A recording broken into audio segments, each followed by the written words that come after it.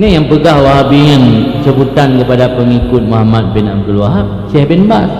Ni likutnya lom, ni orang yang termasang dengan saudara kandung dia iaitu Sulaiman yang berfaham Ahlussunnah wal Jamaah.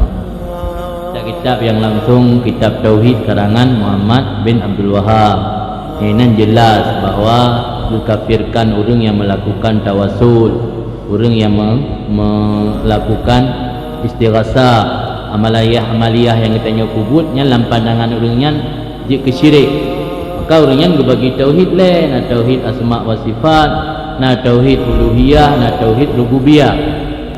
Sedangkan dalam ajaran kita Ahlussunnah antara uluhiyah dengan rububiyah ada berbeza. Orangnya enggak anggap tanya jak bab kubunya semua kubu. Dah pandai tahu orang semua kubu je dalam doa, melakeh bab Allah kan melakeh bab orang lang kubu. Mana dengan berkat tunggu Syekh Fulan, dengan berkat tunggu Syekh Fulin, yang gekan laki bantu melalui tawasilah bagaknya. Lagi tanya jauh bati je, tak merumpak ngajudan ke langsung. Allah Ta'ala sendiri kepegah dalam tabuh hadis, wallahu fi aunil abdi maka anal abdu fi auni akihi, yang kedali je laki tolong manusia. Dalam dia mubat bak jin biji masalah. Tak mubat bak jin dalam mana tak etikut jinnya yang populeh tanya. Hana buku lah agama. Tak mubat pak zira dukun, hana tak etikut dukunnya yang memberi taksir ke katanya. Lah agama hana bukunya ganggap bahagian lagi laki tolong mak manusia. Laki tolong manusia jid. Karena Nabi ni berkata wallahu fi aunil abdi maka anal abdu fi auni akhi.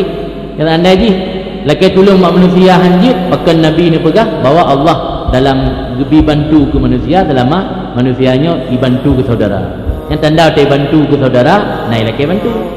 Tanya lagi bantu buat urung, tajak buat doktor dah sakit, tajak buat tungku ada masalah dan taubat. Yang kan masuk lagi bantu buat manusia. Ana upu, nya dah pegah syirik gara-gara ajak buat kubu, gara-gara tawasul syirik, jib ubat bi syirik. Sebab dia sakit kena tawakal, dia sakit kena laki buat Allah boleh. Tajak buat doktor dah sakit. Jadi dah berjobu ni laki buat Allah betul. Dia gerah laki buat Allah boleh gerah tak jadi.